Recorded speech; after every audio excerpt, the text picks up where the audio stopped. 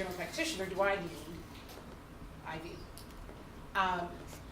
But I mean, I have a clean record. I take an aspirin. I need a nap. So, I mean, I'm like, I see why. They were quick to kind of just clear you and go. And as I said, there was no registries. But also, if someone's asking for like 20 and like there's probably a problem, like it's not healing right. That's the other thing. Even if it's not healing right, for someone to come in, for a layman to come in and tell you how to write a script, big red light. That is a problem. Stop. That's a huge problem. Yes. So if we're like third and fourth years and someone comes in and tells us how to do it, like what would we say? Like, I mean, we can't write that, but like. You go to your preceptor. That's what we're here for. But like, what would they say exactly to explain it to them? Or would they not? I think it would depend on which preceptor you have, to be honest with you. Some of them are a little more politically correct, and some of them are pretty straightforward.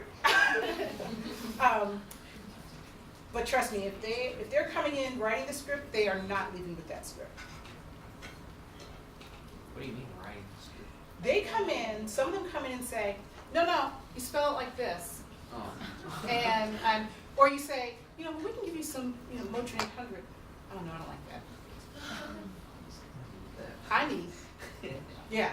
Or you say, we have a wide variety of options that we could use, and I really suggest that we start with the Motrin 800, and if that doesn't work, then we'll go to Tylenol 3, and eventually we'll go to. No, I think I'd rather just start with Percocet because that always works for me every time. Sure it does. But when they come in saying that, and then they say, and then I want however many, when they come up with the number, I need to have at least 7 days worth. When you're trying to give them 3 days worth, you say, no, the pain should be just, definitely the first 48 hours is going to be bad. By the 72nd hour, you're going to be not even knowing you had this done. No, I usually need a week. Okay, usually you shouldn't need anything, but you know what I'm saying? So when they come in telling you how to write it, they're veterans. Sometimes there are some patients where there is some validity to what they're saying. Like sometimes they've had bad reactions, or some pain medications do not work for them, and they know because they've had stuff done in the past. It might not be a sign of drug seeking. Like I have some members of my family who don't react well at all to certain classes or what have you. Yeah. Then I also had my grandmother had a surgery and she didn't want anything that had any addictive sort of tendency, and it's the only thing the physician wanted to prescribe. And she was like, I'm not going to take that. And it was really interesting. It's very interesting because I'm kind of on your grandmother end, and even as they're trying to script, I'm like, well, I'm not script if you want, but I'm not filling it and I'm not taking it. And let's swing down to the Motrin,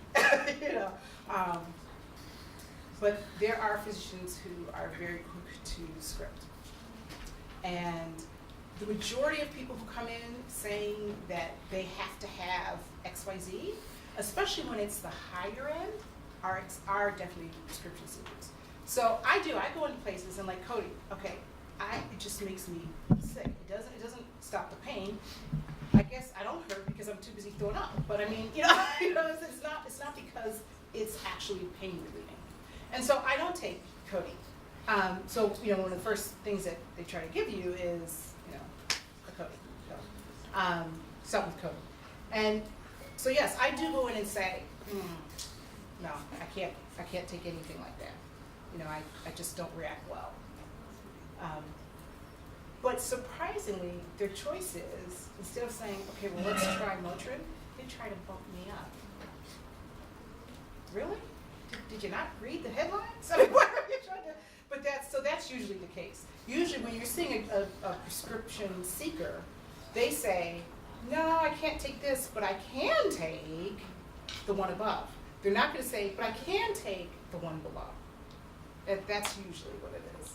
What if it's something tiny like Norco 5 and they say, oh, I want Norco 7.5 instead of Norco 5?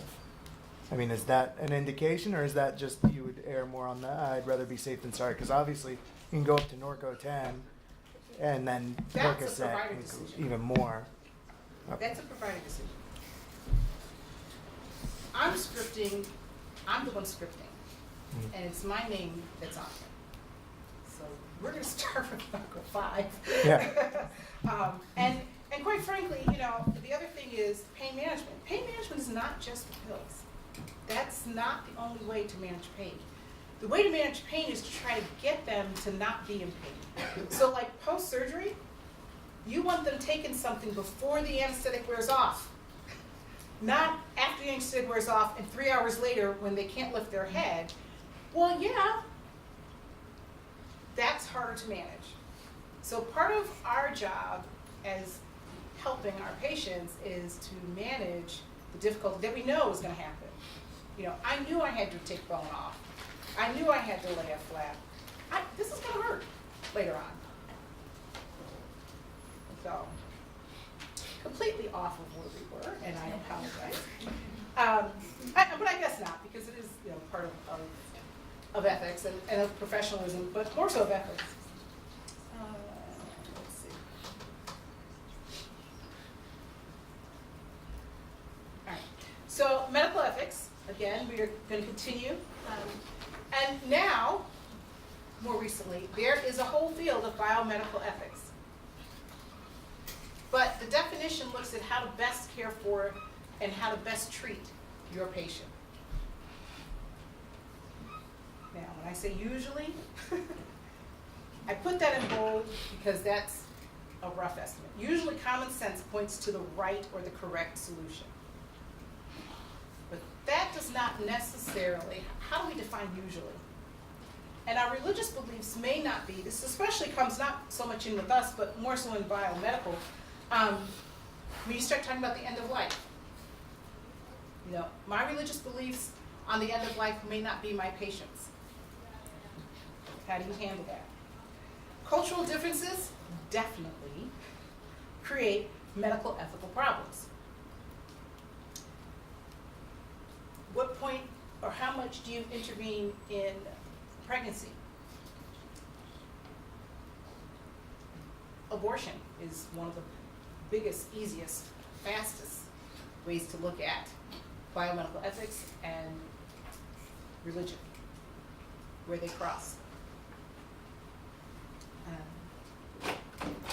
And even looking just at American culture, not until like the 70s somewhere, did we actually place a large emphasis on informing the patient of their diagnosis, and especially when we dealt with cancer.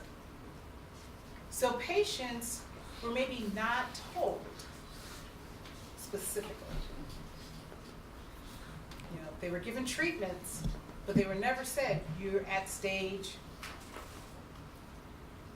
let alone you have cancer. You know, using that word cancer was like taboo, even by the medical profession. And in addition, cultures often have religious beliefs about the origin of disease. You know, even America. AIDS. That's a very easy, fast, you know, way. HIV or AIDS, to be honest with you. You know, and look at cultures within cultures. The African American culture, ooh, we were like, nada. You know, if you had anything, HIV, AIDS, anything that sounded like any of that, that was because you were being punished. That was because you didn't do right in something else. It was a very culturally led belief. You know, then when it started showing that, you know, how many women were, you know, infected, that's because she was sleeping around. She hadn't been sleeping around with the wrong people. She never got it. So we in America have definite attitudes about ethics and biomedical ethics and where we should intervene and where we shouldn't. And that's why usually common sense points to the right or correct solution is in bold, because it is very culturally driven. Culturally and religious driven. Now, the next few slides are really talking about the principles of medical ethics. I don't expect you to know them, but it's interesting to look at them, because after that we're going to look at those for dental, and we're going to see how close they actually are. Long preamble, we're not going to go through it. But the bottom line, they have this long preamble, and then they start going into, their principles.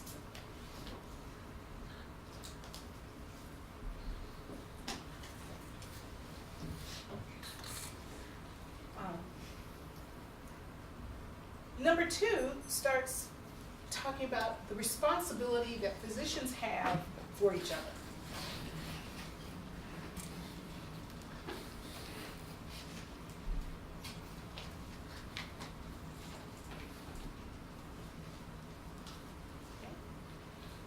And after we've done that, we start on number 3 about advocating for the patient.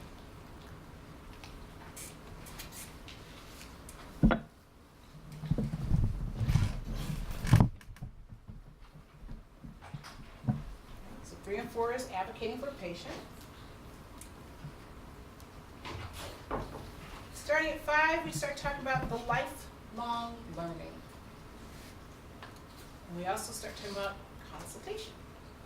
We should consult with those.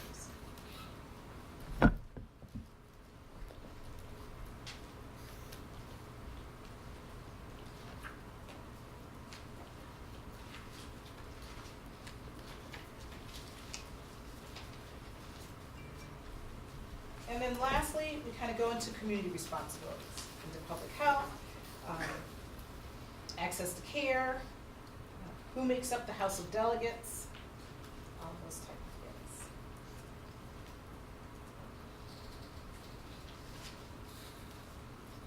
things. And they also have a code of conduct.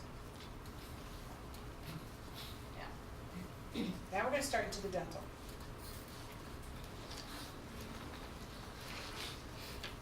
Here is our starting, our ADA, American Dental Association House of Delegates.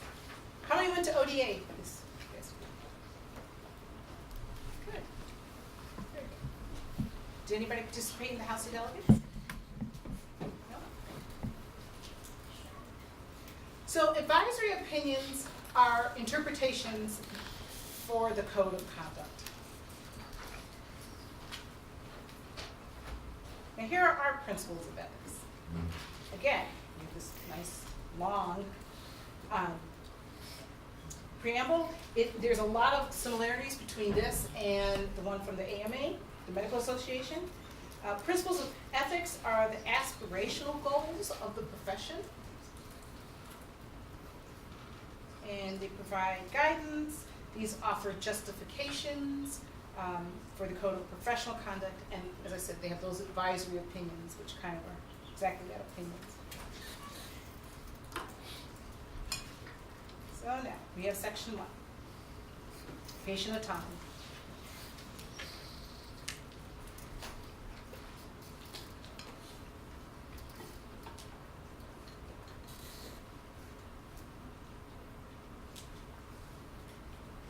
Patient autonomy.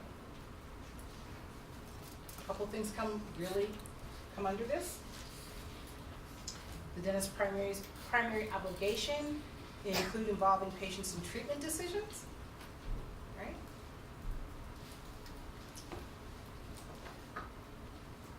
And one of the other big things that dealt with patient autonomy, of course, is HIPAA.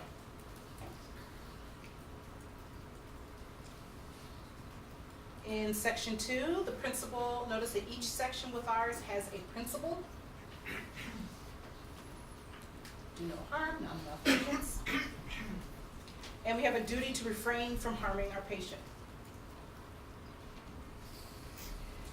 But it also pertains to knowing when and under what circumstances we can delegate duties.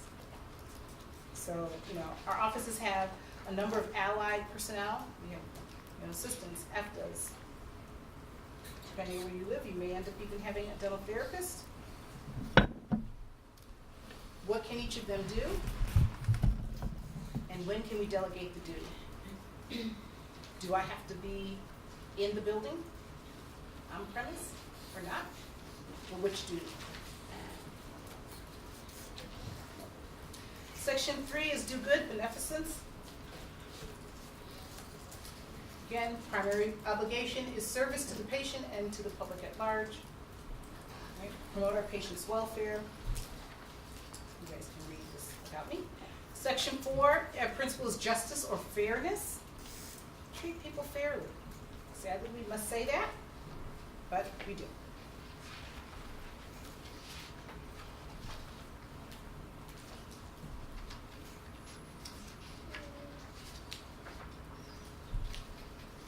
Section 5, veracity or truthfulness. And these principles you guys are going to hear over and over again and over again. I would suggest knowing what they are and kind of what each of them means. Not even just for me, for this class, but you'll hear them again.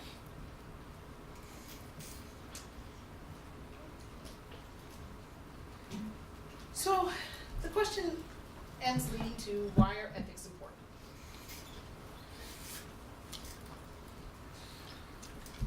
They should affect every professional decision you make. They should affect your relationship with your patients, with the population or the public at large, definitely with our staff, and interactions with other professionals. These ethical decisions even go to not only where you practice, who you treat, but even how you advertise that.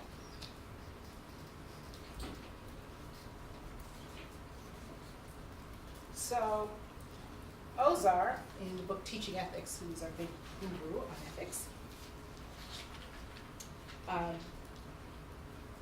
noted that the